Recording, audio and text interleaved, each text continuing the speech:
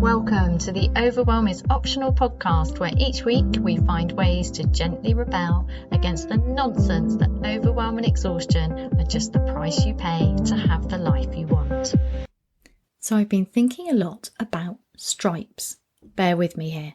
So I was waking up in the morning and thinking about stripes, and the black stripes are all of the meetings, the client calls, all the tasks I've put in my calendar and all the things on my to-do list that I feel obligated to do for whatever reason. There's lots of reasons we have obligations. Some of them are old obligations that we could look at and maybe let go of and relieve pressure over. But a lot of them are because we have commitments and connections, and that matters to us, and integrity matters. And there's joy in having obligations. So what I'm saying is they're not good or bad things. They just are. They're in my calendar. I've said I'll do them. I want to do them. But sometimes I can wake up in the morning feeling like my whole day is just blocks of black stripes and there's no space for me, and it feels pressured. And then I notice some overwhelm is just clogging me because I get slipped back into that. When I've got through all of these things, then I will feel at ease.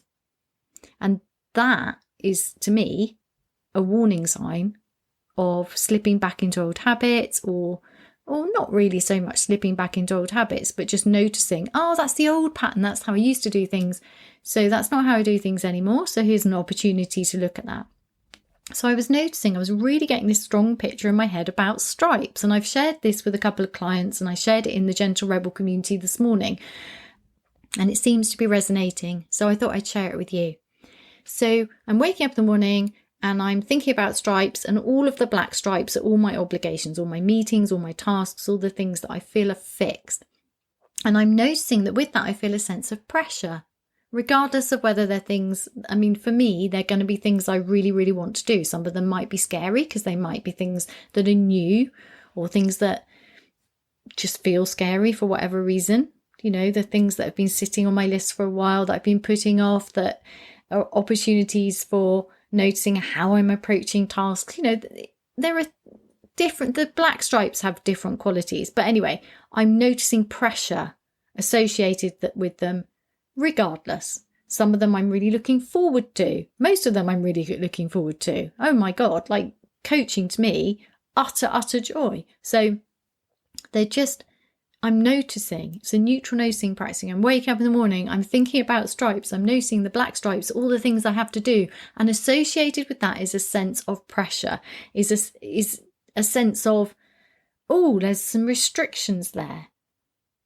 And it doesn't feel great. So then I notice there's some overwhelm associated with that, because as soon as my mind is going into this kind of black and white thinking of, when I've got through this part of my day, then I'll be able to do all these other things that I believe that will bring me more joy. It's not true, by the way. It's not true. Of course it's not true.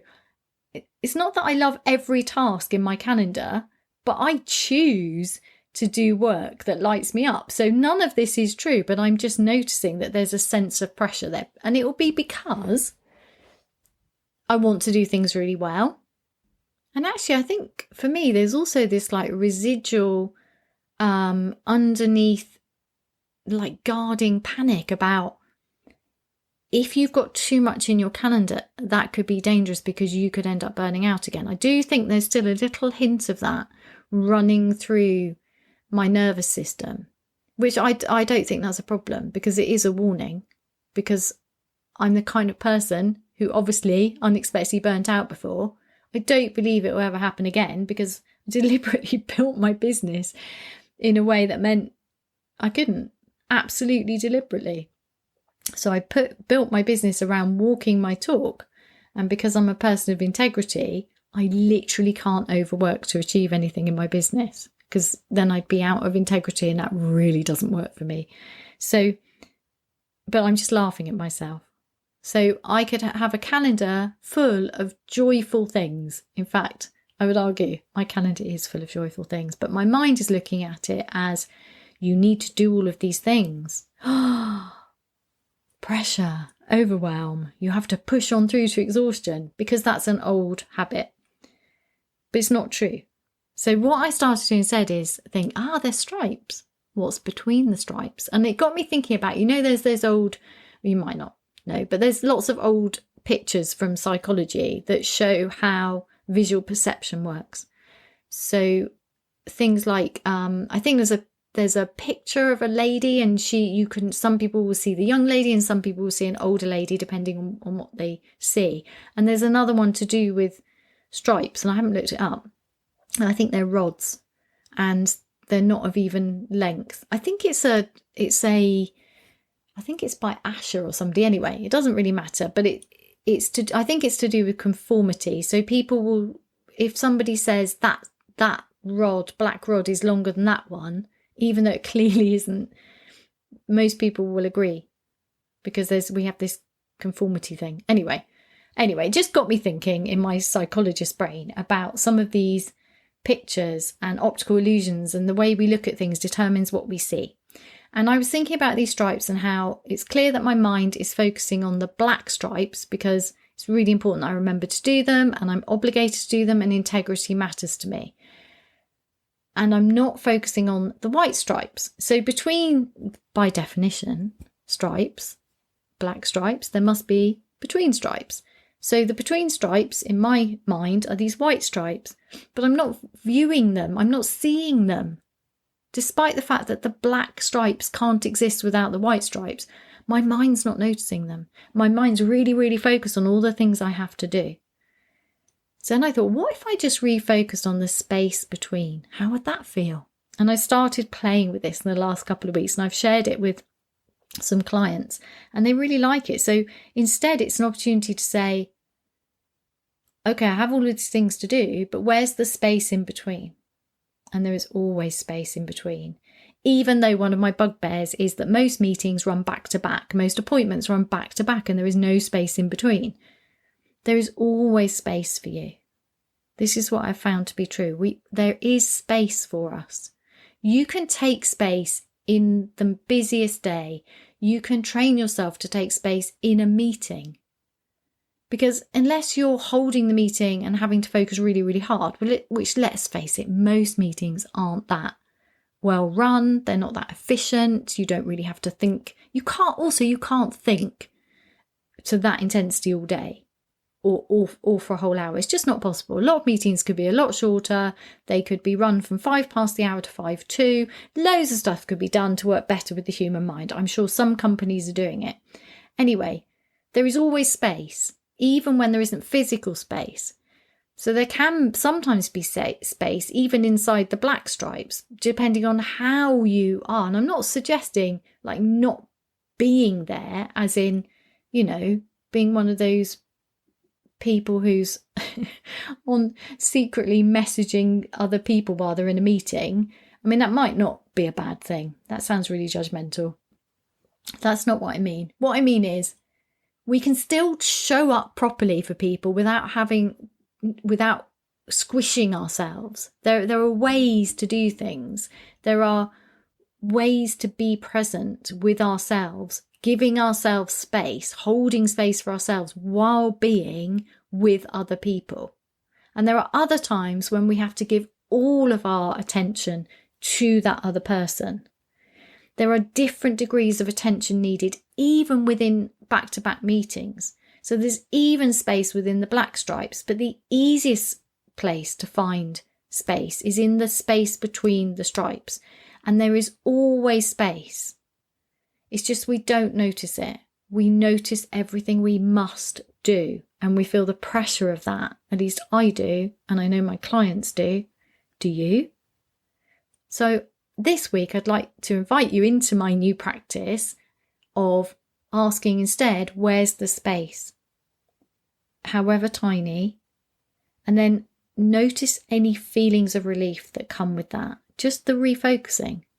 So I'm not trying to create space because that can be hard work, but just looking for it, just noticing it. Is there space? Where is the space in my day? Could be a commute, could be even just popping to the loo. And then allowing some freedom from overwhelm in that space. So allowing your mind, calling your attention back to yourself is a really good one. So often our attention's zooming around the office or zooming across the planet or zooming around in time and space and isn't really with us. Calling your attention back to yourself, particularly dropping out of your head where the overwhelm lives, into your body and feeling your feet on the ground, feeling your buttocks on your seat. Or if you say walk to the photocopier, you walk to the loo, or if you're working from home, maybe go outside for a moment. Feel your feet on the ground as you walk.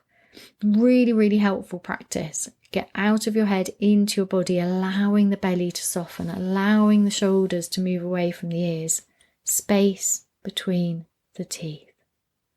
Just calling your attention back to yourself, even for a moment, getting out of your head into your body, creates space for you.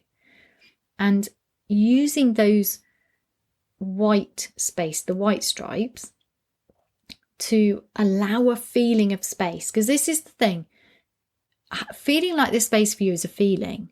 It's not actually an action. You can have loads of time and feel there's no space for you because your mind is clogged up with obligations to other people or with anxiety about the future and the past.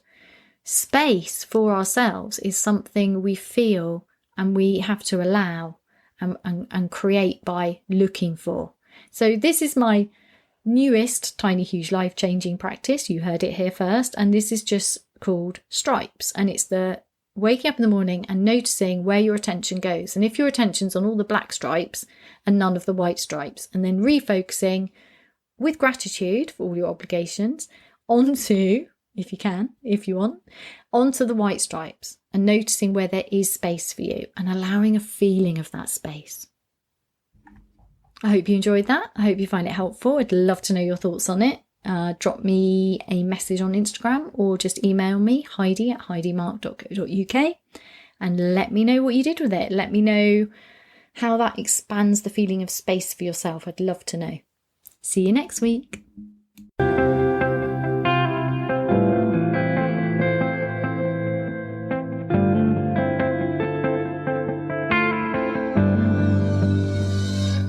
For more resources to help you gently rebel, please visit my website www.heidimark.co.uk.